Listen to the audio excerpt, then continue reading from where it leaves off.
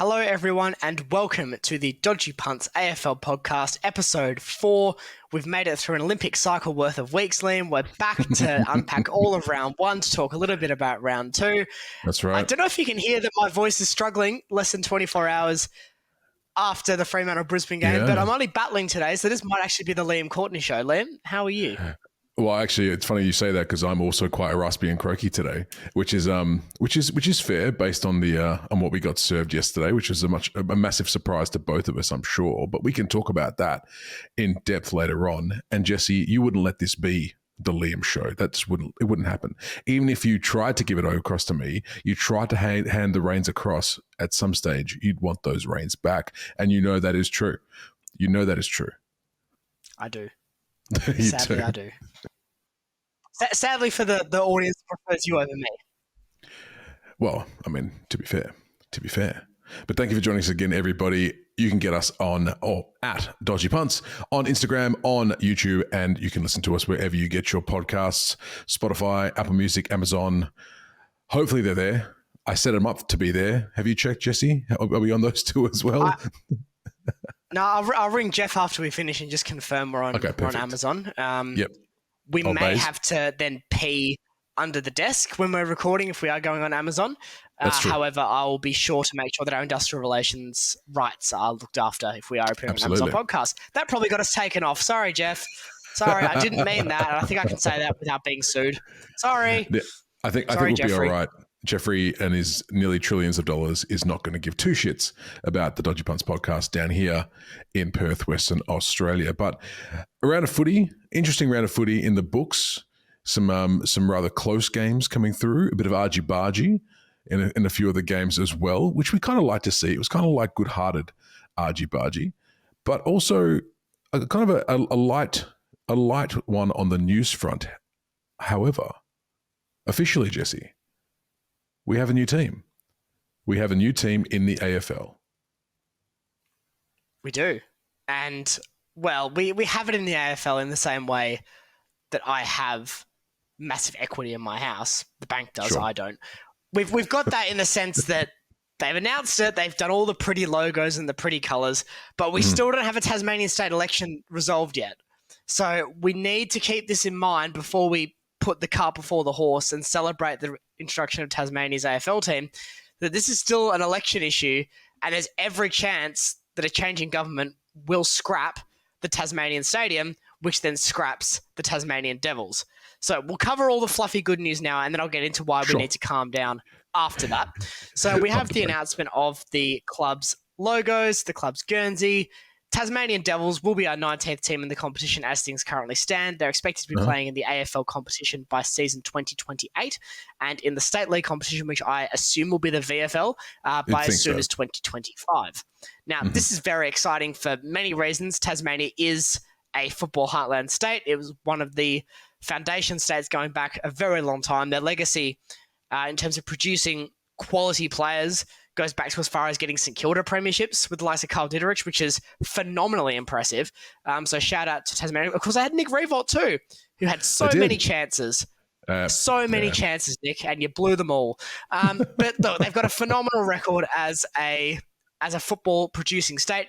Their state league's been in trouble for quite a while now as well, which is something that I think also needs to be looked at with the investment pathways in there. And there's been a lot of criticism from what I've seen about the fact that it's the actual island of Tasmania represented on the Guernsey as opposed to the Devil logo, which, of course, the island is very much a traditional Tasmanian state of origin team Guernsey. So there's been a bit of discontent about the fact that it's representing people who it's meant to be representing people that earned the right to play for the state, not the kid from Perth who's been drafted there and forced kicking and screaming to go against his own will. Now, is that really that big of a deal? Is that really that big of a deal? I mean, are we making mountains out of molehills a little bit? I kind of see it. Well, put it this way. If, hypothetically, in a world where Fremantle and West Coast don't exist, and the football team is called Perth, just Perth. The Perth Pirates. Ah, go on. Whatever you... Great minds, Jesse. Great minds. We are. I don't know how I'd feel about the Black Swan being used as the Guernsey. I know West Coast did it as a one-off many years ago, and that's fine. It's a bit of state heritage, but I don't know how I'd feel about that. So I do see from a parochialism and a state pride perspective that side of things, but I think the Tasmanian Devils have a lot bigger issues to overcome in the coming months than whether or not it's the geography or the logo that goes on the front of the Guernsey. Liam, what are your takeaways out of all this? Well, you actually brought this to my attention, 3 hours ago, that this actually was all going down. So I jumped on and I had a quick look to see what was going on down there. Color scheme, love it. But that Tassie Devil that they've got and they've designed, whew, that's the best they could come up with. That's my takeaway. You do all the government stuff. You do all the serious business. I'm like, logo, not a fan. It's like it's like its mouth is like massively huge. Like it's like, I don't like it. But in terms of competition, I'm not too sure. Like I think we obviously need a 20th team to kind of balance this out. The ramifications of this going into 2028, obviously it's still years and years away, but it's been a minute since we've had an odd number of teams in the competition.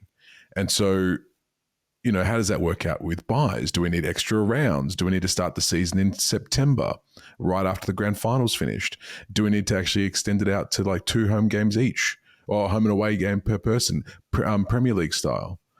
That's we'll get to that when we get to it. But I don't know. I think we've already had enough of buys. We're very buy heavy already.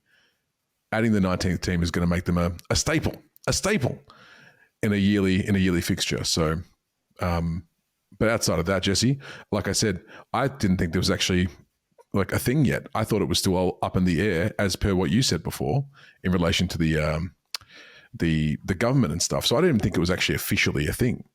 And then here we are. It's very two-speed. Two-speed. On one hand, you've got a real drive. And this is just my understanding. So, if I'm incorrect, please feel free to correct me in the comments, as all people on the internet love to do. My understanding is the AFL is very keen on it. However, they need to have a favourable deal. The Tasmanian government is less keen on it, from my understanding, but also want it on their terms. Now, the big divide in the last 12 months has been announced, and again, this is not a political commentary, this is completely factual reporting, is a division within public opinion within the state of Tasmania about whether the funds for the stadium should be being allocated to the stadium or to fix issues like ongoing healthcare issues and a housing crisis. Now, which is valid. Obviously not taking away from those issues at all, but they are different buckets when it comes to basic economic management in terms of where funding for sports and recreation comes from and where health, housing policy, social policy, whatever you want to umbrella that as, goes under. Now, again, not a political commentary, but the facts are this is not a done deal yet. And there is every chance that an unfavourable state election for those who want the football club to go through will see this canned. So, yes, it is exciting. Yes, it is a bit of a good news story for the AFL that can distract from all that concussion rattling going on in the back of their heads. Quite like a concussion in that regard.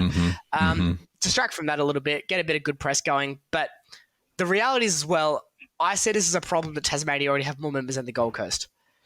Yeah, that, you were saying this before. Is a worry. Yeah, that's. I mean, regardless of how they've done it, I think you were saying they put out some cheap memberships, but that doesn't matter. Like, I think it's a really good marketing strategy. So if this team does get off the floor, and they're going in with 25,000 members, that's a base. From there, you can build on it and build and build and build. To come in with that many members, when, like you said, the Suns. But does that come back to the fact that Tassie has more of a footy culture than obviously the Gold Coast Suns, which is much more rugby centric? Would that have a massive play into that? You would assume, right? It'd be a factor, but I wouldn't go as far as massive. I'd say that a well marketed push from the start for the Gold Coast could have yielded similar results. Maybe not the same. And again, you're right. There is a factor. You got a football heartland versus a rugby heartland.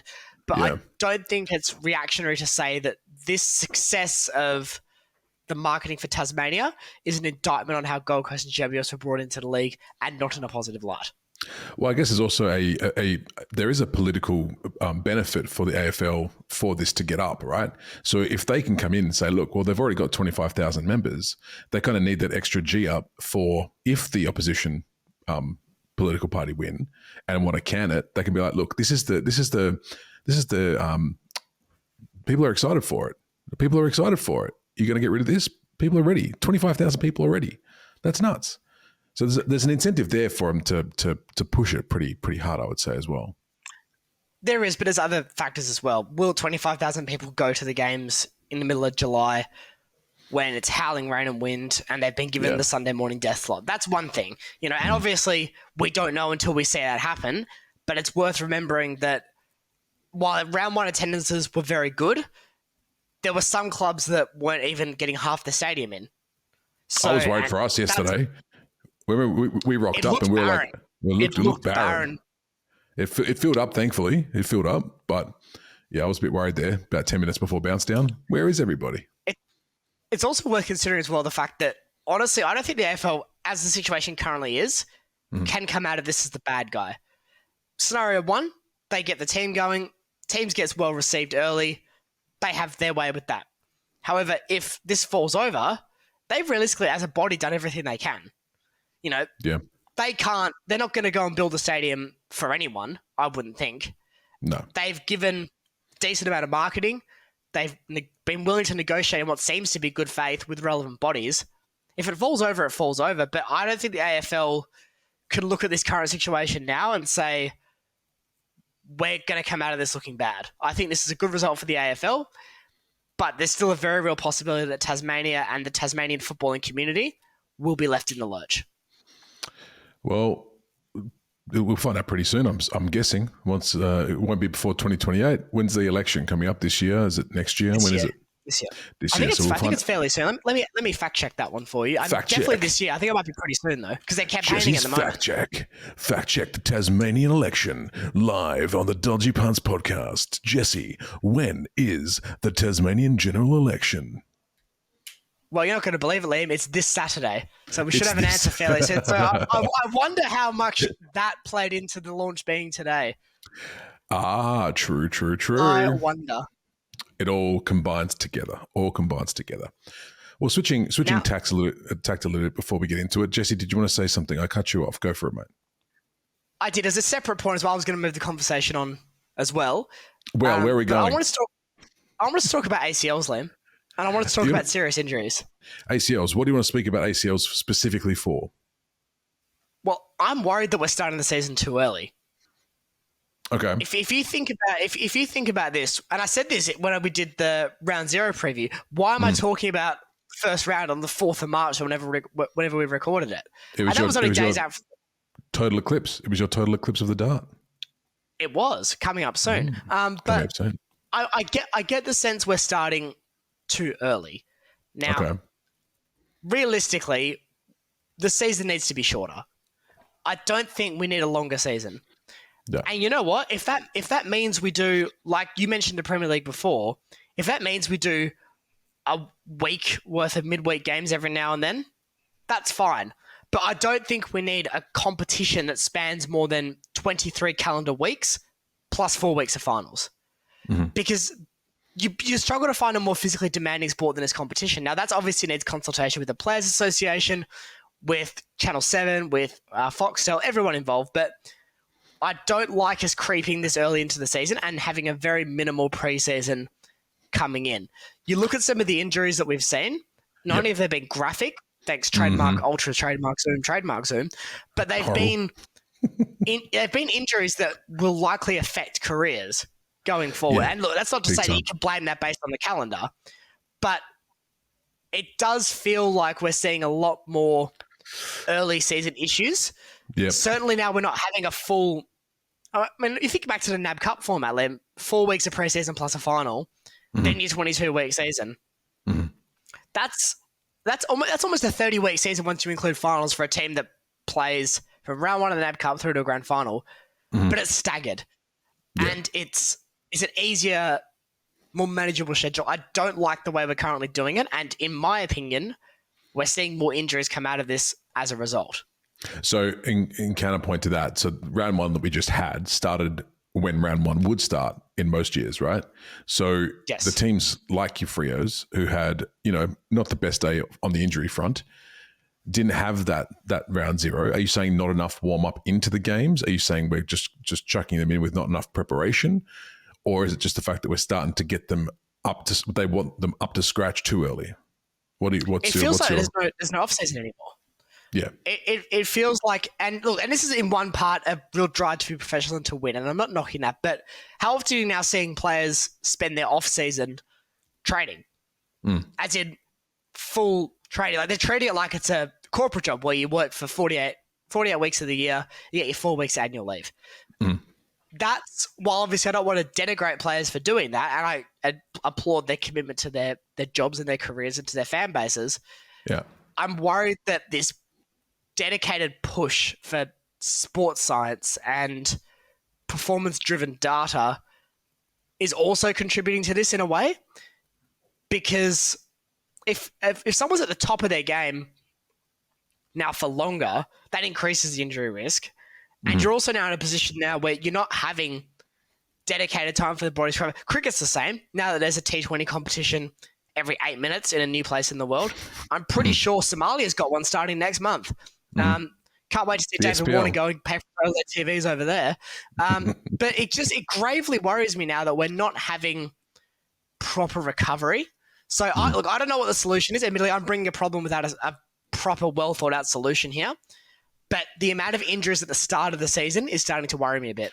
Well, I think it's what it is. You're coming with a concern because obviously I've tried to watch more footy since we've started this little podcast than I have in previous years. And you're right. There's been a lot more the serious ones, like stretchers called out, all that kind of stuff. Like you said, and you guys can listen to our Punty, the award, on our Instagram channel where we give our worst takes in the media across the week. This gets a mention from myself. I'll briefly bring it up now.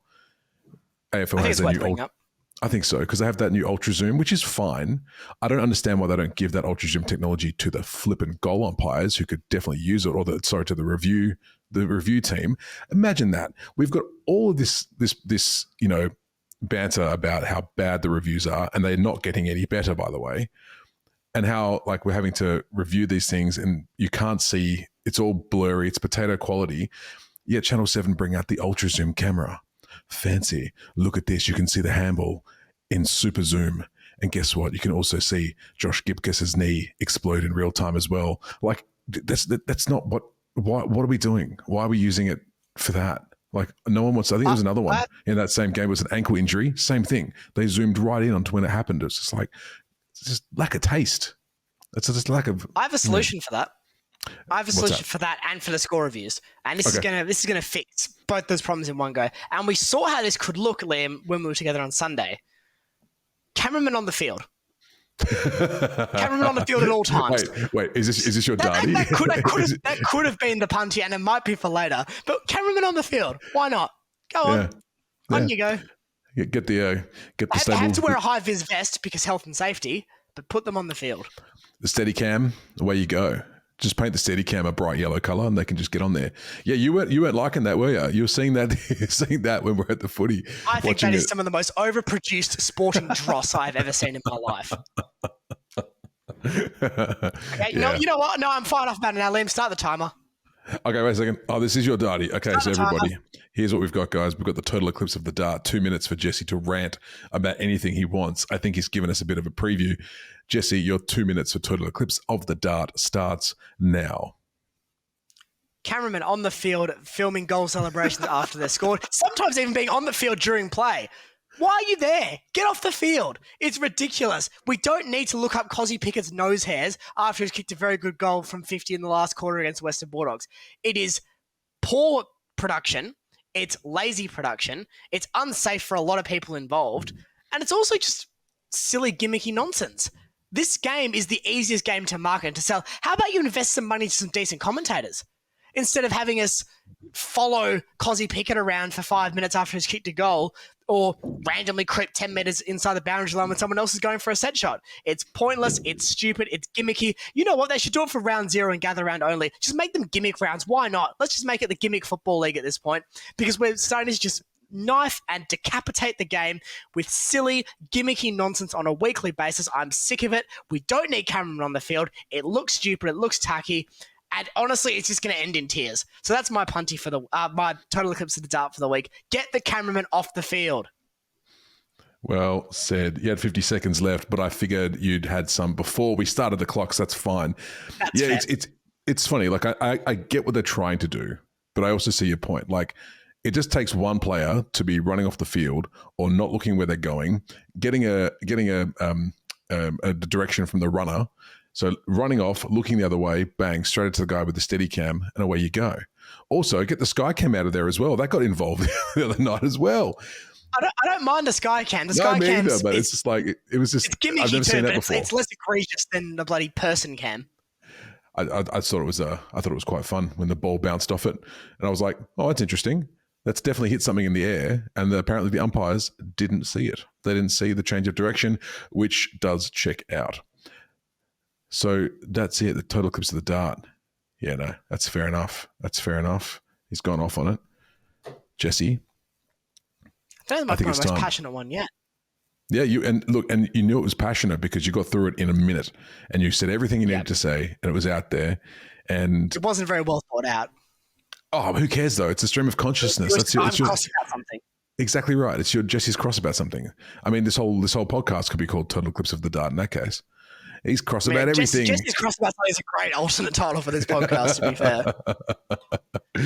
Or indeed just my life. Yeah, just in general. All right, swig of water time for me, and then we're going to get right into round one in the books. Well, all the teams got out there. You start swigging, I'll start talking. Round one, Carlton versus Richmond opens us up on the Thursday night.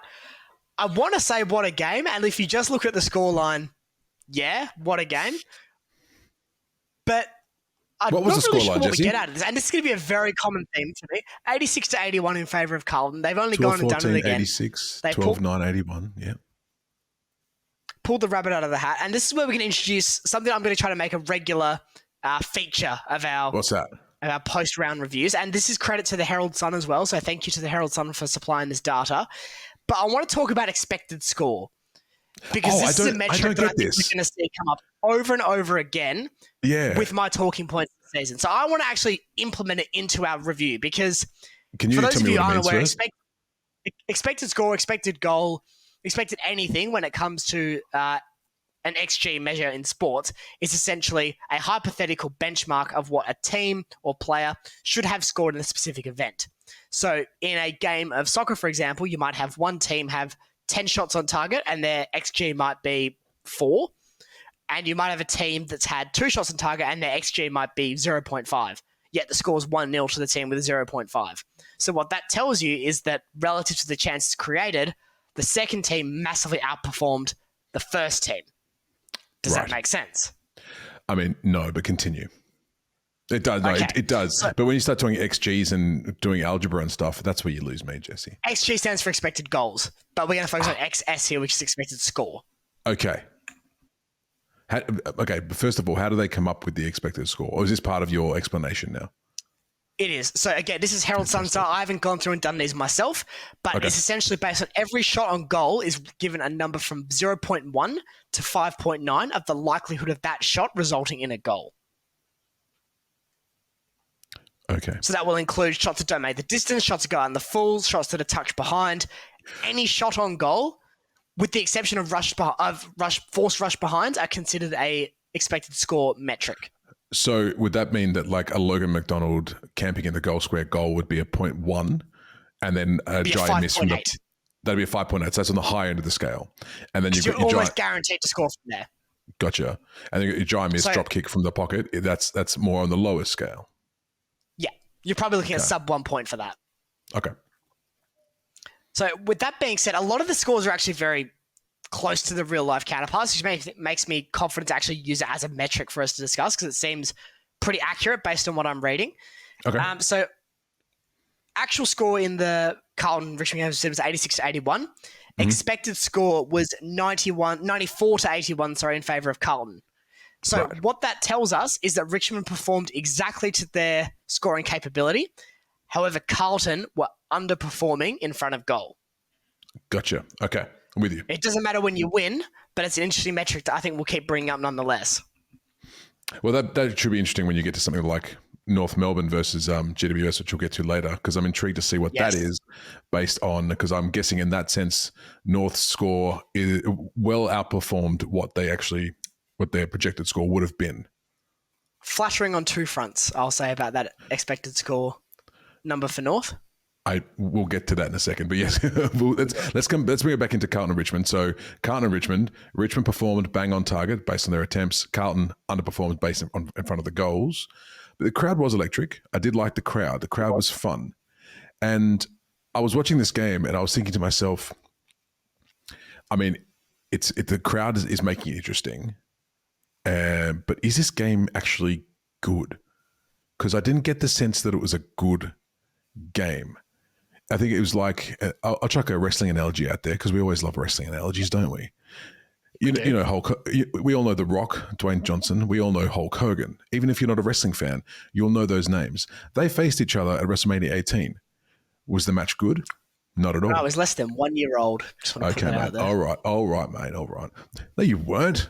Actually, no, you might have been. Actually, shit. But was the match good? Not necessarily. But you know what? It was a close match at the end, and the crowd made it something amazing. And that's how I felt about Carlton versus Richmond. The crowd made that game because the game itself and the fact that it was a very close finish made it a talking point. Outside of that, the game itself was quite, like, in a vacuum, pretty lackluster, pretty sloppy, like not one that you'd remember the week after. There was nothing about it that you'd remember, but it was pretty. It didn't excite me, Jesse. It didn't excite me. It didn't light a fire in my belly. The crowd did, though. They were fun. No, I'd agree, but I will say this. I think that's everything that Carlton would have wanted out of the game. I think they get the win. They get 4 points. They beat a bit of a boogie team as well on the way through. So I think that's a very good win for them. I think for Richmond, though, it's a return to what we expect from the Richmond Football Club with how they're meant to be playing and how they're meant to be achieving. I know they don't come away with the 4 points. I know they're now 0-2, but that's a lot better. That's not the Richmond that we expected to see in round 0 compared to now. Yep. And I think we're now seeing a more traditional, disciplined, well-organised Richmond side. And that would also play a factor in Carlton underperforming on their expected score too. So when I look at Richmond now, I'm thinking they're going to have to find that extra gear to go on and push themselves to get these wins on the board. But they've now shown that they can, at times, consistently clamp high-quality opposition and give themselves chances to be in the game. And they do have those type of players like Shai Bolton, who did not have a very good night, but he's the type of player that can swing these games. He's probably one of those top 5-10 players that I would say can single-handedly influence a game like this. And you had your Dusty back, you had your Nankervis back, and you had your Tom Lynch back. Answered the question from the week before: Are they the three that they need to get things done? Answer seems to be no. I still think Lynch was about 80% fit. I thought Nankervis was excellent. I thought Lynch was very good too, just not quite ready. Dusty was good. I think he's settling into this new role that he's got quite well. He's not going to be a 30 disposal player. He's not going to be a 40 goal forward. He's going to be somewhere in that kind of 20 touch goal a game forward. And look, honestly, that's a pretty good asset in this competition right now. So despite starting 0-2, I don't mind what I'm seeing from Richmond, and I'm less worried about them than I am some other teams that have maybe not started the season well, which we'll get into later. Fair enough. Well, shall we move on to game number 2? Game number 2? Game number 2. Yeah, should I do it? I'll do it. Collingwood 10-9-69, defeated by Sydney 15-12, 102. Holy moly. Sydney are looking very, very good indeed. I don't think you could ask for a more complete performance from Sydney than what we saw on Friday. Because when did Collingwood look likely? Never. When did the reigning premiers look likely of winning that game? Never. Not even once. That is a massive, massive performance by Sydney. We were hot on them coming into the season. I maintained it after they comfortably handled Melbourne that I'm hot on them. We're almost getting into volcanic territory now in terms of the sheer heat and temperature that I'm feeling for the Sydney Football Club, because it's a fun team to watch. It's Absolutely. A team that can score, and it's a team that can restrict. With players like Chad Warren and Errol Goulden in that midfield, and now an effective ruckman in Brodie Grundy, this is a very, very, very exciting Sydney team. And to me, they're my very early premiership favourites. Yeah, can't blame you for that, because watching that game, like their run off halfback, and they knew it was just stunning. It was just like through.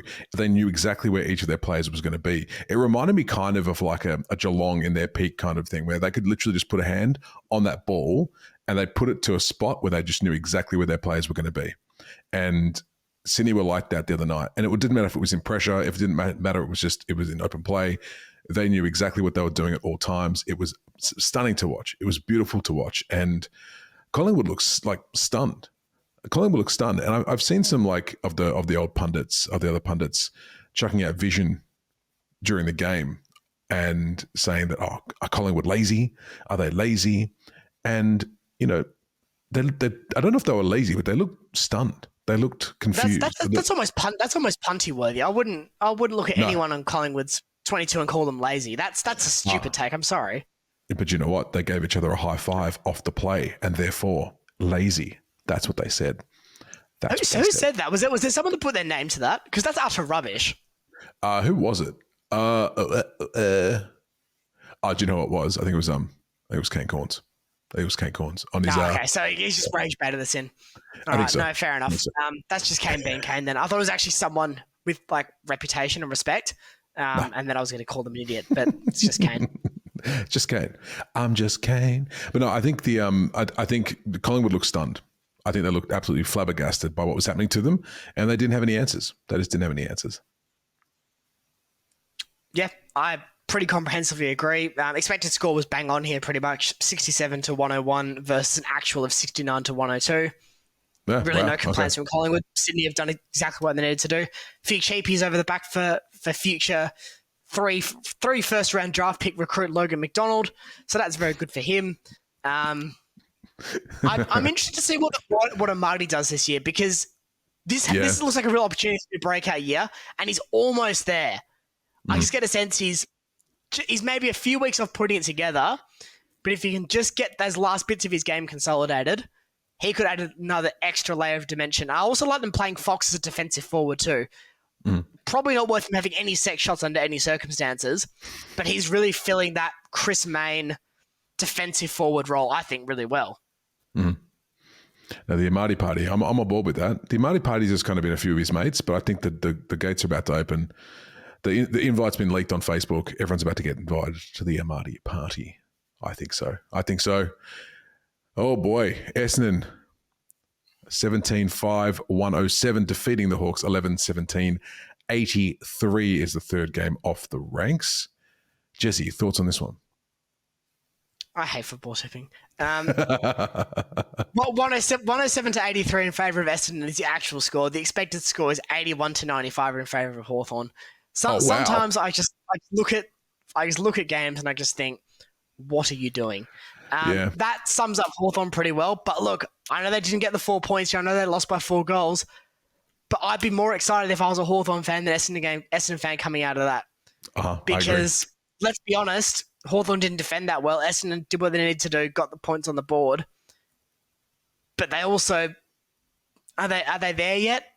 No. Hawks. Should Hawthorn have put them to bed in the first half? Yes. That's what I was going to say. Yeah. So we can't live in a world of hypotheticals, but I think I'm still happy to stick with Hawthorn finishing above Essendon this season. Although in saying that, positive start for the Bombers. It's the start they desperately needed, I think, given where they're probably going to be this year. Gets themselves 4 points, gets them going, and hopefully for their sake, they can use that to build a bit of momentum. But Hawthorn wouldn't be panicking just yet. It's a game they should have won, sure, but ultimately it's the first round of the season. They're probably not going to contend this year or next year anyway. So I think the right things are happening at Hawthorn. Yeah, I mean, that's the thing. If it's a young side, pretty injury depleted at the moment, and the fact that they were able to do that, and if they just kicked a bit straighter, they would have had that one quite handily in the bag. And like you said, we can't speak in hypotheticals, but that is what it is. The fact that the projected score, is that what it's called, had them winning that expected score, had them winning that game says a lot. You got to kick the goals. You got to kick the goals, Hawthorn. We want to see you do it. We're on your side. Get it done. Crikey Moses. Anything else to take out of that game? Not really, is there? No, just Sicily being Sicily. as well. Oh, okay. I want to talk about this. I want to talk about this actually. I want to talk about this. So when I was watching this game before I went out for the day, and I saw that, and I saw 4 or 5 Essendon players just all flock to Sicily, and they all know he's a hothead. They all know what he's going to do, and I can't remember which player it was, but the other player came in to give him a bump, and I loved the fact that he just lifted him up and just dropped him on his ass. He didn't have to kick him on the way down. That was probably just reflex, but the fact that he was getting come out from all sides, and he just thought, nah, stuff this, and then just picked a dude up and just dropped him. I thought that was fantastic. I thought that was great.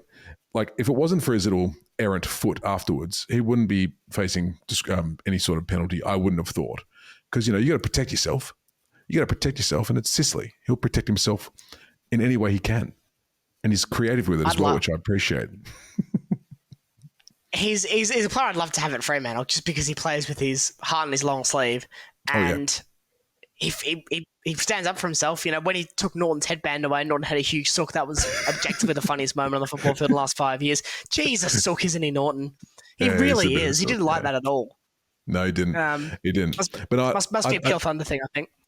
I don't like the fact that he's getting scrutiny for that. Like, if Essendon want to bring it, they have to take it. They have to take it. Like, it's just It is how it is. You can't flock to the captain, try and get in his head, and then not expect him just to retaliate. Yeah, not a fan of that one at all. AFL, free Sicily now. Free him now. Let him play. A Hawthorn good without Sicily? Do you reckon they need him? Yeah, I wouldn't want to see a Hawthorn back six without Sicily. Well, let's see what he does. I think he's been given the 1 week. Let's see if he appeals it. Moving freshly along. GWS 17-19 or 121, defeating North Melbourne 13-4-82.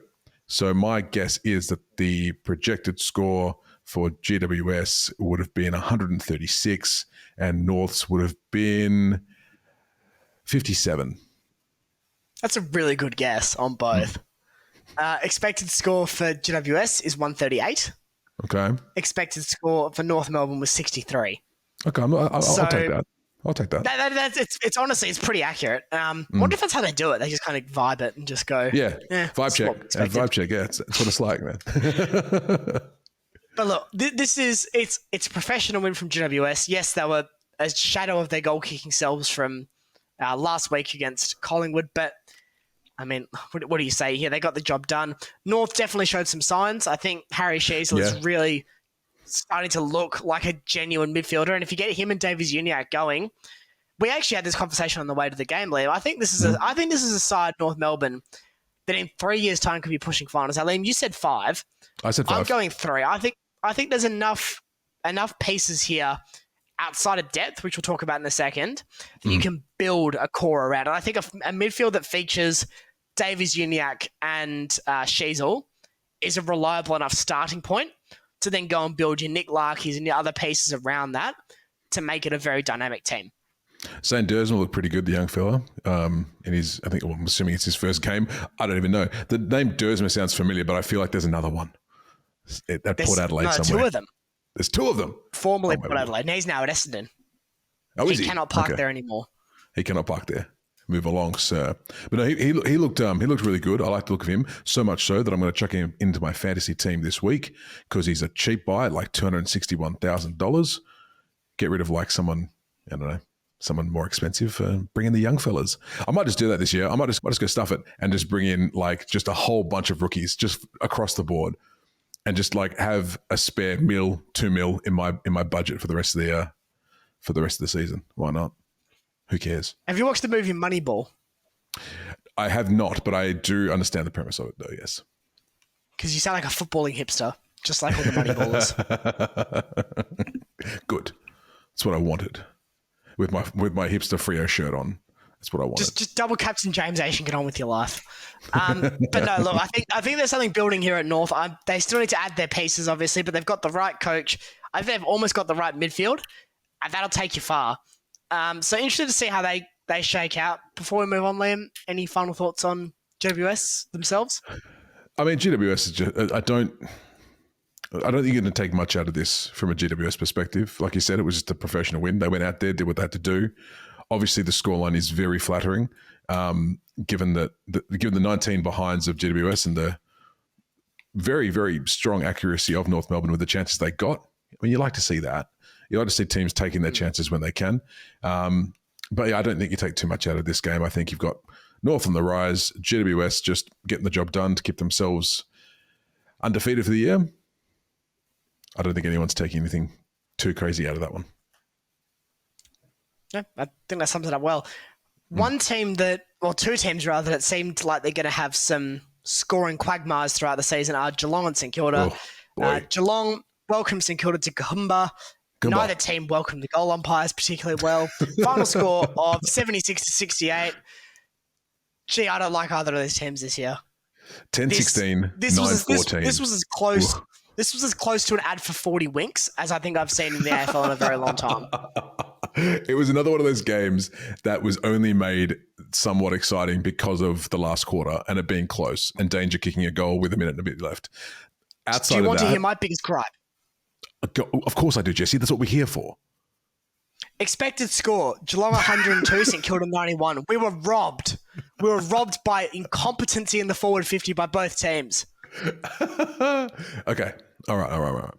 Man, these expected scores are going to get you fired up, aren't they? Crocky. But also, who put this as the Saturday night game? In what planet is this the Saturday night game? It's Geelong and it's St Kilda. Who else are they going to put on? St Kilda. Of the rest of the games that are on, what other game would have been better? I would have rather had Essendon and Hawthorn. At least you know the two sides that are probably going to actually play some attacking football. I don't think I can't remember the last time I've ever turned on the footy and seen Hawthorn not playing at 11 o'clock a.m. our time. I feel like they've just got the morning slot across the board. The 1 o'clock in the Melbourne time, that's what they get. They are the Carl Stefanovic of the AFL. That's right. We'll wake up with Today/Hawthorn. That's right. Yeah, no, it was a rough watch. It was a rough watch. Like, I think you're going to get a lot of people waxing lyrical about this game just because of the teams who were in it and because it was close at the end. But much like the what was the other game I said was shit? The first one, the Carlton Richmond game. Very similar to that. The only reason that it was any good was because it had an exciting ending. It was. I don't want to talk about it. It was just like I said at the start of the year that St Kilda are one of the teams I hate to watch the most. And I think Geelong have just entered that chat. And this game was definitely, it was the anti-vibe cup, this one. Didn't like it. Geelong's like a team desperately craving an identity. And they're teetering on the precipice of, well, do we try to go again and continue this extraordinary 2-decade run? Or do we detonate it, build a new grandstand and rebuild the club? Well, I mean, this is the thing about Geelong. They've done it so well for so long. They've been the grandstand building or the football? Oh, both. That grandstand's been going up for decades as well. Build a little bit, start again. Build a little bit, start again. But they've been building that never-ending story. But they've been doing really well in keeping their team at the top for so long. Maybe it's time. Maybe it's time they blew it up. Start again. They have one of the best recruitment teams in the competition, in my opinion. I'd back them to start again. Yeah, and I'd like to think that Geelong fans, I know, especially for a demographic more around my age, it might be really hard to accept that because all they've known from the time they were 6 years old, if they were in my year in high school, is premierships. You know, that's 2007. So for them, that's sustained success throughout their entire high schooling life, most of their primary school life, and potentially through a university degree. And that's a formulaic part of someone's identity if their football club's doing well. So I get there'll be resistance to that, and there'll probably be, sack the coach, play the kids, rah, rah, rah. I think you got to the second part now. I don't see a reason to change coaches. No, he's doing pretty good. Yeah. At the end of the day, I don't think you can ask him to revitalise the club for almost a third time with the list he's currently got. I think you have to accept you need to rebuild, but also Geelong seems like a really stable club. It seems like a club that craves stability more than anything, and I don't think changing a coach now would be good for that. In saying that, if they do decide to sack him, I've got a spare bedroom here if he wants to come and check out Fremantle. He's still on it. Honestly, in a heartbeat. He's still on it, even after Sunday. Oh, my goodness me. We'll get to that in a second. The weirdest game of the round by far, Gold Coast Suns 8-12-60 defeating Adelaide 8-6-54. What in the blue hell was this match? I mean, wet weather footy's back. That's always fun. We like seeing wet weather footy, but I don't think this is twice in a row now where the Suns have got themselves an unassailable lead early in the game, and the other team has not been able to catch it up. Adelaide came much closer than what Richmond did last week, but 50-8 halfway through the third quarter was the score. 60-54 is how it finished. What was Adelaide doing for 3.5 quarters or 2.5 quarters of that match? They were just they didn't seem to know what to do in the tropical rains of the Gold Coast. I think that's definitely a part of it, but I want to talk about this from a Gold Coast perspective. And look, before we get anything remotely negative, what a start for them. You know, yes, they've had 2 games at home, but they've got 2 on the bounce now. They've beaten 2 teams that I had finishing above them this season. I certainly think Adelaide should be playing finals this year, so that's a big tick for them. But I've got to say, Liam, this is now the first 2 rounds of the season that they have kicked well clear and stopped by halfway through the third quarter. Yeah. If this is a fitness issue, it is not going to get better by round 10, 15, 20. So they need this needs to stop. This trend of storm away, cling on, will lose them games of football. They will win some, as they've done in the first 2 weeks, but they need to start seeing out 4 quarters of football. And honestly, for a Damien Hardwick team to not be doing that really surprises me, because he seems like the perfect disciplinarian to get this side to play 120 minutes of consistent level football. Whether that football is excellent, good, or average depends on the list. But seeing these violent swings in momentum and application from Gold Coast, it concerns me. But I'm also very willing to see how it plays out. I'm not saying, they've only won 2 games because they started well. They'll start losing soon. No, I'm definitely not at that stage. But they had to be the team that started well too. I need to start seeing them play 4 quarters. Yeah, that is true. I think you could see, mate, Damien's every single one of his sphincters relax as soon as that siren went, though. I've never seen someone just go from like being super tense to being like the relief, the entire relief when that siren went. Because you're right, another couple of minutes and Adelaide would have had that. But do we have to worry about Adelaide? Obviously, having 8 points in 2.5 quarters of footy is not ideal, regardless of the weather situation. Obviously, good that they were able to kind of finish it off, but I mean, it shouldn't come to that, right? So I don't know what would have been. It wouldn't have just been the wet weather, because that didn't hit till later on in the second quarter, I think. So I will say that I think I'm more worried about other teams in that kind of 5th to 12th bracket than I am Adelaide. First game of the season. At the end of the day, they showed they could score quickly, and they've also shown they can keep a low benchmark of what they're trying to kick against. Yes, conditions both helped the defense and hindered the offense at times. But, look, yes, is scoring 8 points in X amount of time. I think, what was it, 2.5 quarters? Is that good? No, not at all. But, I'd be really reluctant to write them off as pretenders or not as serious. I think they've got a couple of games coming up that will give us a lot more insight into where they are than a muggy, horrendously humid quagmire of a game at the Gold Coast. Which, yes, ideally they'd be winning, but it's not burn it down at this stage. Fair call, fair shout. It's only been 1 game for them after all. All right, moving on to a game that I have absolutely no notes for because I didn't watch it. Actually, we watched some of it at the pub. We watched some of it at the pub. I lie. 16-13, 109 Melbourne defeating the Western Bulldogs 9-10, 64. Jesse. I don't want to watch the Western Bulldogs again this year. That defensive pressure in the last quarter was absolutely unequivocally hideous. I can't. We talk about Collingwood. We talk about Collingwood being lazy. Yeah, that was just abject laziness in the last quarter. That was a team that is down tools mentally and has no interest in actually getting the basics of defensive football right. I think Van Rooyen got 2. Van Dever got 1. Pickett got about 2. Fritsch missed an easy one that he should have got because he was in clear Classic air. Fritsch. The amount of half-interested defending from the Western Bulldogs, frankly, they're probably the team that I look at as the biggest loser out of round 1. And if I could say, wow, this team has wiped their value off the stock market, Western Bulldogs for me. No, I wasn't keen on them going in, but that lack of interest and that lack of commitment to the basics in a game that wasn't a 100-point blowout, it was only about 4 goals for most of that fourth quarter. That's a real worry for me. That is, frankly, insipid football, and that makes me think that I don't think Luke Beveridge is going to be there come the bye. That to me was a call from the players that they want change. Whether right or wrong, I don't think they're playing for him anymore. No, I think there was already rumblings around or thoughts around that already outside of the whole Freo link. I think there was already that kind of moving towards that kind of feeling with old Bevo.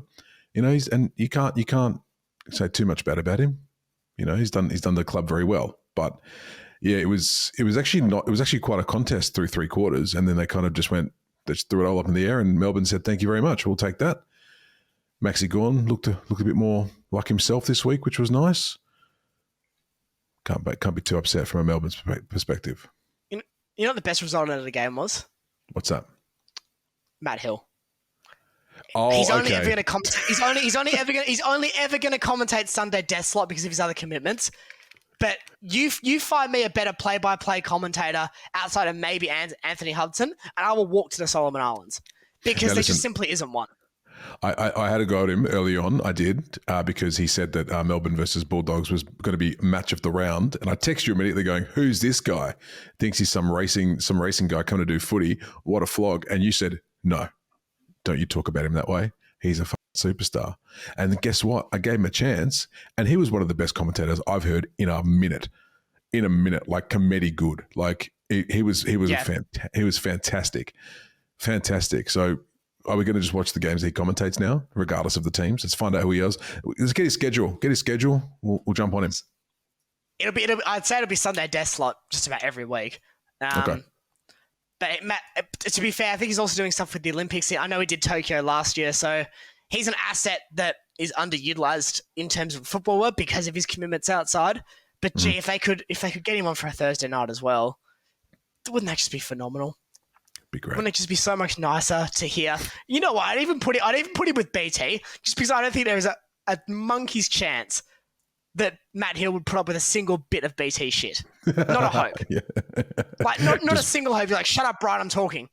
Or would it just no sell it? And it'd be great. Just keep doing the call, completely no sell BT's attempt at humour, and then just move on. Yeah. So if we can have a reverse punty, I'm giving the reverse punty to Matt Hill. Matt Hill. As I will every week that he commentates, because he's just the best thing in racing commentary, and he's arguably one of the best things in football commentary. Hard to argue based on the sample size of one game that I've listened to. If he keeps that up, get him on my TV screens, in my ears every single week. Absolutely. Moving on to Port Adelaide, 16-24-120, defeating the West Coast Eagles 10-10-70. I would hate to see what the projected score of Port Adelaide should have been. I'm going to guess 168. You'd be wrong. Actually, very similar to the final score, 127-76 versus the final margin. So must have been difficult shots. I think there were a few. But what interests me out of this is I thought this was a very plucky performance from West Coast. I think this is a side that spent 4 quarters against a genuine premiership contender and had a genuine go, with the exception of Gaff, who spent 3 quarters wandering around like the local drunk coming out of the pub at 2 a.m. But I think, and I said this at the start of the season, I think there's a bit to be excited about at West Coast. Yeah. Not just Harleth, the other players too. And I think we're seeing that now. I think we're starting to see little bits and pieces, but gee, these senior players, I mean, I know it's very easy for Fremantle fans to rag on Gaff. It's very easy for Fremantle fans to rag on Darling. And I've got to put that aside for 1 second. But gee, these guys aren't AFL standard anymore, are they? I mean, Gaff got 4 disposals and was subbed off. I don't think I've seen a West Coast supporter say, gee, Gaff should have played that game. Yeah. he looks so that's the thing. slow. He's there to be a leader, right? He's there to be the experienced head leading the charge and showing these kids what's up. If he's not there for people to learn from, for the young kids to learn from, then what's he doing there? Bring someone else in. Yeah. If you're getting four touches in a full game of AFL footy and you're not a full forward, then what are you doing? Because I'm guessing what does he play? It's like he was being tagged either. No. It's a big problem, I think. And look, honestly, that might be it for him. Because how can you justify that output?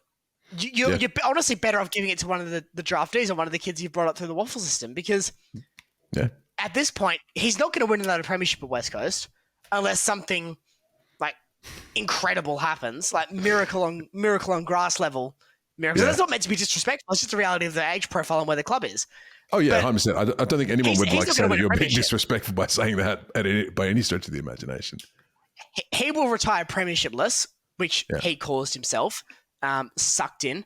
But that's disrespectful. You know what? He deserves it. But look, he's not there. He's not performing. He's not being productive. So it's like when we have Decrepit Fife in the team, which granted he wasn't on Sunday, but when Decrepit Fife's there, there's no point.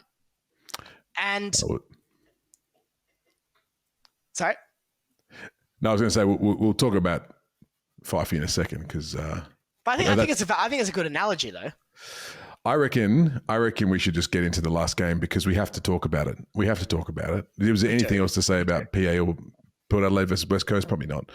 Good to see West Coast having a fight. Perth now, call the Jets on Harley Reid. Don't join the others. We don't need to hear that he kissed an AFLW player after the game. It's not that interesting. Also, put your own name to your stories. Don't say Perth now Starfire or something. Like, you're embarrassing yourselves. Cowards. And whether it's AI, whoever's come up with that story, never mind written it, put your name to it. Yeah. Like, it's embarrassing. I come on here, I say things that are probably outspoken and or controversial that people disagree with. It's my opinion. You don't like it. I'm not that hard to find. But I put my name to things. Yeah, it's true. It's not hard to say this is my opinion. I have X, Y, and Z to back it up. Yes, this is an opinion thing we're talking about, but if you're going to waste time reporting about 19-year-olds kissing in Adelaide, just go down to the nightclub and do it. Don't waste your time. Don't waste mine. That's all I have to say on it. Yeah, no, I think the poor kid's is getting a lot of heat, and it's not going to be good for his mental health. Like, if he was playing for a different team, if he got drafted to say Collingwood, for example, there wouldn't be any as much attention on him because obviously you got Dacos there, you got all the other stars. Granted, most other teams would have other people to take that heat off him. He went to West Coast, and I think he was really looking forward to the challenge of going to West Coast and kind of building himself up there, which is all the credit to him. But what else have they got to talk about over here? There's no shiny toys on Freo's list.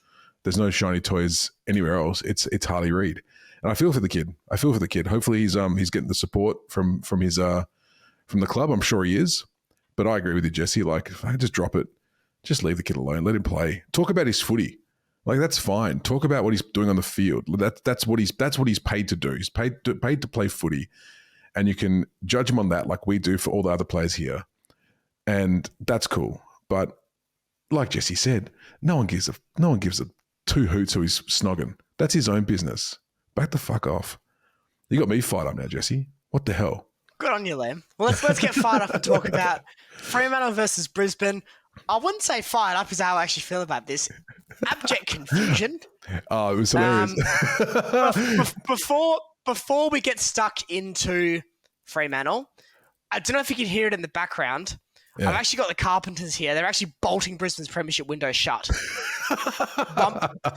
Bolt by bolt, nail by nail. That premiership window is done.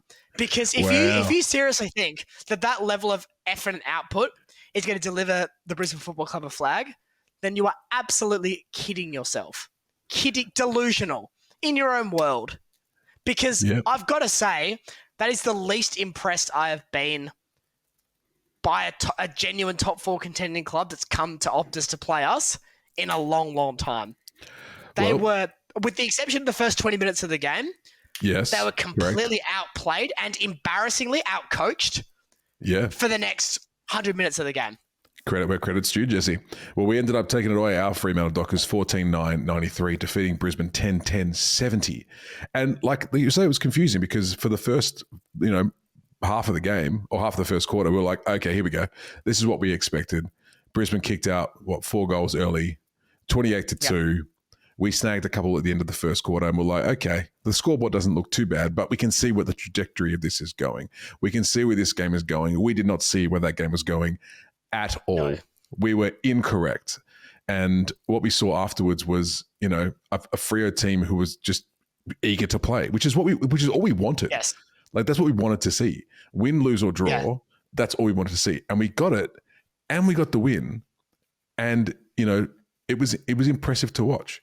It was impressive to watch. Now, before you go on your rant about all your players, because I know you like to do that, let me get mine in first. I'm going to get mine in first. I came back and watched the game when I got home, which I don't usually do because I've already seen it. But I wanted to kind of see the nitty gritty, the inside baseball of what was happening on the field. And yeah, I tell you what, we had a lot of winners. Obviously, Sarong 46 touches, very nice. But that was an incredible performance. Oh, it was insane. I mean, you can't say nice enough things about Seba. But one player played their role to perfection. One player understands his role to perfection now, based on one game, and that is Nathan Fyfe. He played an absolute scorcher of a game for what he was meant to do. He stayed out of the way, got himself in, gave it off, and that's what he did. Very much like what Dustin Martin did. You were talking about Dustin Martin before. The only thing Fyfe didn't do was kick a goal. And he had his chance, and the crowd was behind him. Like the crowd wanted him to kick that goal so bad. But we had a lot of winners all over the ground. Unfortunately, Oscar McDonald was looking really good until he had a nasty hyperextension of that knee. Warner was looking pretty good before he knocked himself out as well, like some of these young kids who are coming through. And I know you don't want to admit it, but Tracy was pretty good. Tracy was pretty good. He was. Absolutely, it was. If he doesn't need to kick 3 goals every game for me to say that he's a good player. But what he does need to do is show that level of output and that willingness to go and be a target as opposed to hiding from the ball, which he's been guilty of for a not insignificant part of his career. But I was impressed by Tracy. Yep. I was impressed by Fyfe. And I'm happy to admit, certainly, I'm definitely not going overreactionary with Tracy on the back of one game. He needs to back it up over the next 6 weeks before we get to that level. He's a young fella. Hopefully he will. But look, I mean, I've been advocating against Fyfe being selected. I'm happy to admit that he has, made me wrong in that regard in round 1. I think he's played a very valuable role within the team. Mm-hmm. He gets a bit more credit in the bank because we know how good he is. So I'm not saying, he needs to do it for the next 3 or 4 weeks. That's fine. I'm happy to say if that's him now, that's a fantastic asset to this team. Mm-hmm. Walter's looked incredibly dangerous for someone that's 33 and shouldn't be as explosive off the line as he is. Mm-hmm. Who else do I want to talk about? Hughes copped a lot of flack. Did he have a bad game? I don't necessarily think that he did.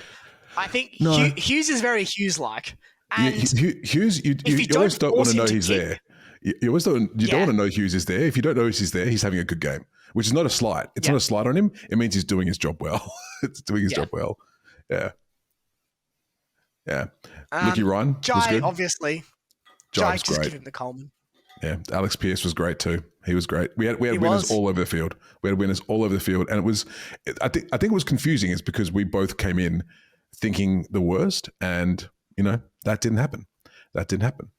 Now we don't want to wax lyrical for Freo for too long because obviously that's our team. No. We don't want to take most of the time, but obviously Coxie's out for 3 months with a nasty hamstring.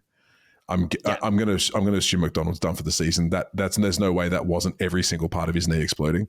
I'm not sure if you've watched it back. Oh boy. Not good.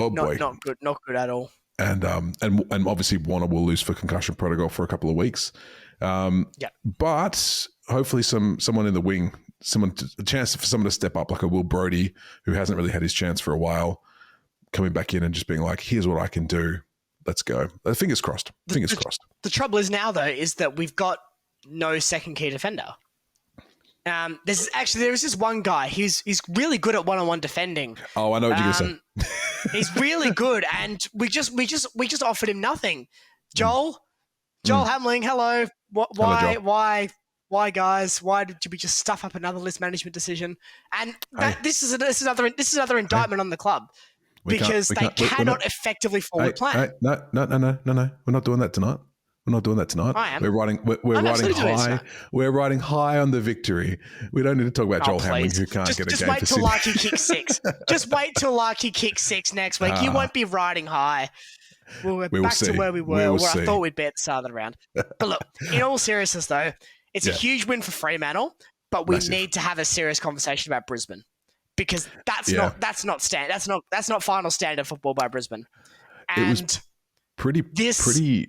That was the confusing part. That was the shocking part for everybody. I think was the fact that Brisbane didn't turn up. Well, they kicked 40 odd points in 3 quarters of football after their run on early on. Yeah, 2 weeks in a row where teams have kicked 8 against them in a row. I want to give a shout out as well to the umpiring. I thought the umpiring was as good as we have seen in the first 2 rounds of football. I thought the deliberate rush behind against Johnson was spot on. And was excellent umpiring. You can't just blindly thump the ball 10 metres out over the line. I thought the consistency with holding the ball and deliver out of bounds was as good as we could realistically hope for when it's an interpretive rule. Mm-hmm. And I think overall, the game was umpired very... I can't recall myself getting crossed at maybe more than one umpiring decision throughout the game. As a very biased, one-sided fan who tries to also acknowledge when we get pretty favourable calls, I don't think that really happened that much. So...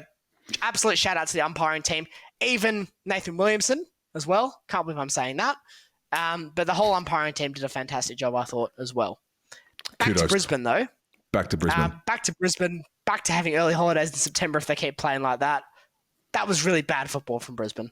And I don't think you can look at this Brisbane side in their current form and say they're riding high, they're full of confidence, they're going to play effective football. They get the week off next week. That cannot come at a better time for them. No. And they come back and they play Brisbane.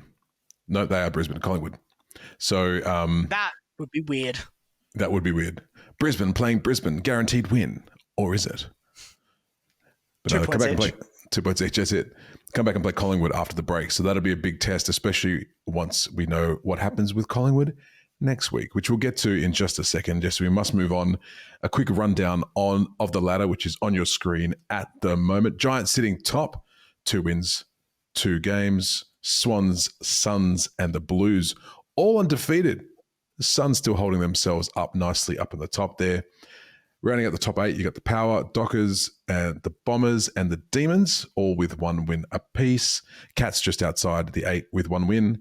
And then all of your winless teams down the bottom. Crows, Saints, Lions, Hawks, Tigers, Magpies, Kangas, Bulldogs, and the Eagles. Whew, Collingwood. Currently down 4th from the bottom on percentage. Who'd have thunk it this early in the season? First time in AFL history in the modern day where the 2 grand finalists from the previous year have gone 0-2 to start the following season. Does that mean anything? Probably not, but it's a nice fact.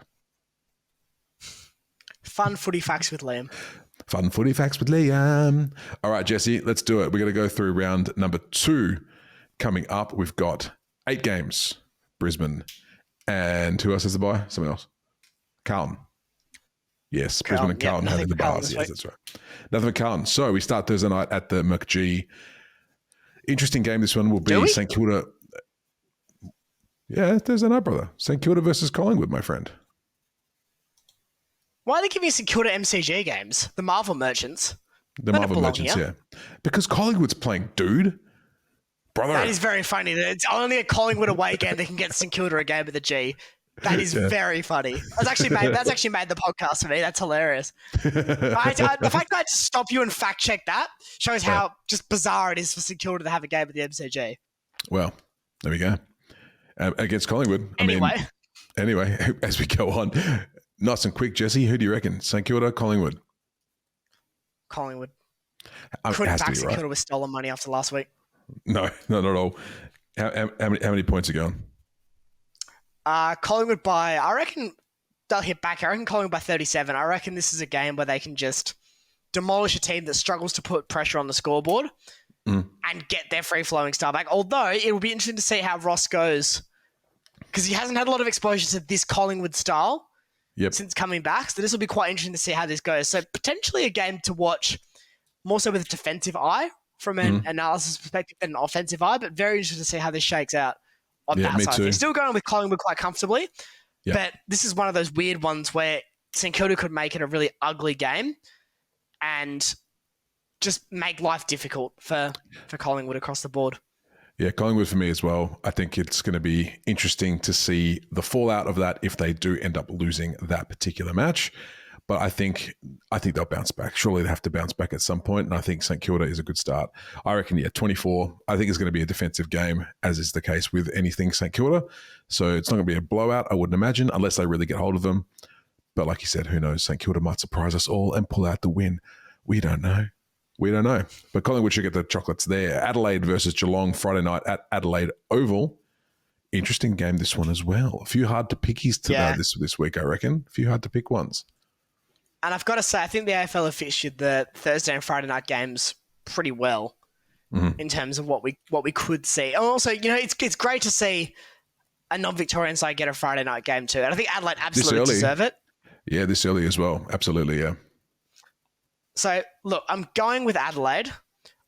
However, I will caveat that by saying I don't agree with how separate the market has Adelaide and Geelong. Well, at $1.49 versus $1.64. I think it's more of a $1.70, $2.30 type margin between the two. No, In saying that, though, from purely a tipping perspective, Adelaide really at home, I think they get that edge. It's like the argument of what is Gumba worth to Geelong, what is Ow worth to Adelaide. I think it's worth a couple of goals. So I think they'll make Geelong say owie and get the win. Well done. I think Adelaide as well. Thanks. Hopefully they get back home. They can show some better form than they did against the Gold Coast Suns. I reckon Adelaide, a couple of goals. I reckon it'll be a close one. Absolutely. Now we take off to Marvel for Saturday morning action, Saturday afternoon, early afternoon in Melbourne. North Mantle. North Mantle is the game. Just merges. North Melbourne versus Fremantle. Our Fremantle Dockers. I'm going to tip us this week. I was the only one in my family competition to not tip us this week, which I'm bound to get some sort of flack for, which is fine. But I think I'd be silly not to tip us this week. We have to, right? We have to back it up. But then again, this is Fremantle. We have no idea. And this is not just me having a go at Fremantle. This is just what it is being a Freo supporter. You don't know what's going to turn up this week. You just don't. We can beat the last year's grand finalists, and this week we might come out and lose by 6 goals to North Melbourne. We have no idea. But I'm going to back us in. I'm going to back us in to win. We don't play Marvel very well, but I reckon we'll get in. Get in by, I'm going to say 18 points. 3 goals for me. I am reluctantly tipping Fremantle. However... this is going to get very uncomfortable defensively for Fremantle with the lack of key defenders. I don't think Coleman Jones is a world beater, but he's looking like being almost unmarked in terms of actual physically tall defenders that can go and stand near him. That's a problem. And ultimately, Pearce is a good one-on-one defender, but he's also got one of the best one-on-one forwards in Larky to deal with, and Larky has made him struggle almightily before. So I'm going with Fremantle, but this game screams 60-70 final score. Screams, is shouting it from the rooftops. 60-70 scoreline. So Fremantle just watch for a big game from Harry Sheasel. I think he'll crack 30 and really stand up for North. I think he's going to have a big day. Davies Uniacke as well, potentially. Yeah. Big bull. I don't think we really have a big bull midfielder to go with him. No. Because Young has to go back 6 now, doesn't he? He would have to, yeah. We don't really have much of a choice, unfortunately, which is a shame. But we'll see how it plays out. North have some good young kids playing, so it's going to be they're going to be playing like their lives depend on it. Balls to the wall, nothing to lose. It's going to be an interesting game for sure. Moving on to Saturday afternoon at the McGee, Hawthorn versus Melbourne. Melbourne should win this. I think I'm just looking to see what Hawthorn bring to the table, see if they can, back up their fun performance. I want to see them do well, Hawthorn. Yes. Not more to say about that. Yeah, nothing more to say about that. Probably not much to say about this one either, to be honest. Sydney versus Essendon at the SCG on Saturday night. Yeah. This is going to be interesting. Yeah. Why is that? Because if Sydney come out and absolutely flog Essendon, then they have to be talked about, don't they? 3-0, 3, assuming it's a convincing win, 3 pretty convincing wins under their belt. 2 against likely top sides. It's, all systems go for them. Essendon, it's hard to know. They're potentially on the fortunate side, but they took their chances against Hawthorn. So if they can replicate that, they've got the right key forward in Peter Wright up there. Pardon the obvious pun. So if they can create chances, they can score goals, and that gives any side in this competition a chance. But I think Sydney should be somewhat comfortably accounting for this. I've seen firsthand what Sydney do to middling teams at the SCG. They dispatch them by 100+ points. So it wouldn't be surprising to me to see something like that happen. Sydney aren't the kind of team to rest on their laurels, especially this season. So even if they're up by, you saw what they did to the Eagles last year at the SCG. Oh boy. They're going to, oh boy. I think Sydney will be comfortably win this. Comfortably. I'm not even going to put a margin on it. It'll be comfortable. Moving on to Sunday, we're going to Ballarat. We're going to go to Ballarat and watch the Bulldogs play Gold Coast Suns. Well, Jesse's not. He doesn't watch the Bulldogs play. Bulldogs versus Gold Coast Suns. I'm hoping to see another Suns victory, vibe train. I'm hoping to see them kind of back it up and like you say, kind of finish a game off, like finish it like properly and just consistently finish it out. I think they can do that, but yeah, we'll see. Bulldogs are. I don't know. I don't know. Man, I don't know. What's to say about the Bulldogs, man? If they defend like against Melbourne, just about every side in the competition will beat them. In my view, it's as simple as that. So unless they actually want to defend and understand that their opponents don't have some kind of communicable disease that prevents you from standing within 10 metres of them, they're going to lose games this season, potentially by heavy margins. So if Gold Coast start like they have been and the Bulldogs just decide, not for us this week either, I don't think we'll have to worry about a Gold Coast tapering off, because if they get the ball in the forward 50, there'll be about 3 players standing by themselves with their arms up, soaking in the Ballarat sun. Well, great day out for them. A great day out for them. They're already looking good up forward as well. So if they've got extra space, double win, double fun. Gold Coast by 35. I think this is the real alarm bells that get started for the Bulldogs. Fair shout. Gold Coast for me as well. I think looking at the other 2 games, we're going to have the same tips the whole week, but that's fine. Richmond versus Port Adelaide Sunday at the MCG. This one might be more interesting than we're probably thinking about it on paper. It's going to be. I think Richmond tend to play the McG very well. They always tend to surprise Richmond. Obviously, game 1 notwithstanding in opening round, they always tend to fight and they tend to give it a red hot crack. So you're never going to write them off, but you'd be hoping that if Port Adelaide are going to be a contender this year, they're going to take this one as well.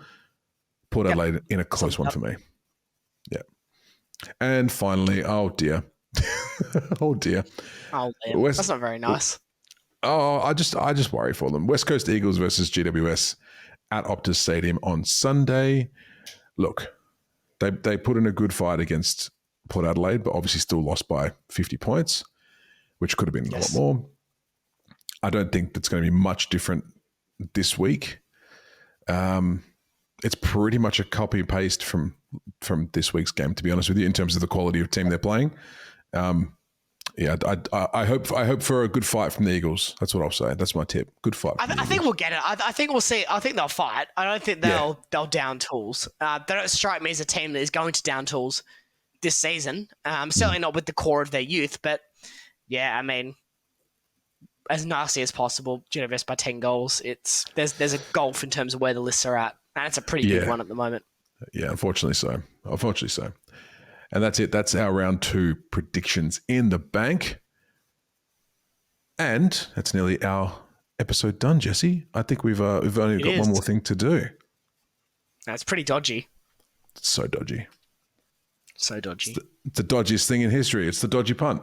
Now, as always, everyone remember to gamble responsibly. My dodgy punt of Tracy kicking 4 goals nearly came through on the weekend, much to Jesse's chagrin. It was never going to come through. Shut up. It was so close. It's like the invisible wall in a video game that just prevents you from going any further. That's 3 goals in Tracy. Yeah. It would have been fantastic, though. I would have laughed so very hard. All right. So I did have one prepared, and my app has now reset itself. So, Jesse, take it away, mate. Take it away. Yeah. We've had a couple of ones where we haven't gotten anything for the listeners, so we're going to try to get one home for us battlers. We're going with Collingwood head-to-head against St Kilda. They should, shouldn't they? They really should. Going with Sydney to beat Essendon by 25 points or more. Going with Gold Coast head-to-head to beat the Western Bulldogs, and going Port Adelaide head-to-head to beat Richmond. That pays around $9.50. I think that's a good way for us to try and get some of our depleted bank from the first 2 rounds of the season and roll on into some winning bets. What are you talking about, man? I got $12 worth of bonus bets. I'm rolling in it. All right. VIP. Here we go. VIP. That's how they get you. All right. Here we go. You can tell who works in a parallel to the industry versus who may not. Vibes, and man. who has a let's say a non-amicable relationship with certain WSPs, which I'm assuming Lem's placing his bets on at the moment. That is correct. All right, here we go. All right, here we go. All right, fine. I've chucked one. I've done a quick one up for the Freo versus North Melbourne game. Yep. So here's what we got. We got a 9-legger, because the more legs the better, right, Jesse? Well, I can't say the saying I would usually say to you because we're on air and I don't want to get cancelled for irresponsible gambling. No, it's not irresponsible. It's fine. I think all of these things could happen. 25 touches for Sheasel, 30 for Sarong, 20 for Hayden Young, 20 for Luke Ryan, 20 for Luke Davies-Uniacke, 2 goals lucky, 2 goals a miss, 2 goals for Freddie just for fun, and then 2 for Cameron Zerha. I reckon all that's pretty fine. I reckon that can all happen. That'll get you 28-25 for all that to happen. Well, there you go. Not a bad little bad 9-leg bet, Lamb. Don't mind that. Well, I put my bonus bet on it, so I don't have to spend any actual money on it. That's not true. That's how I got the bonus bet. Don't listen to me. Gambler's fallacy. Remember to gamble responsibly, though. Seriously, everybody. That is the Dodgy Punts podcast for another week. We'll be back next week to cover round 2. Give you our thoughts on round 3. Jesse, anything else to say before you leave the room? No, nothing else from me to add. Just thank you all for listening. We appreciate your continued patronage for the first 2 episodes. Make sure you subscribe on YouTube, give a like on the video, and leave a review on your preferred podcasting platform. And as Liam said, we will see you this time next week for episode 5 of the Dodgy Punts AFL podcast. Leave some comments, guys. See you next week. Bye-bye.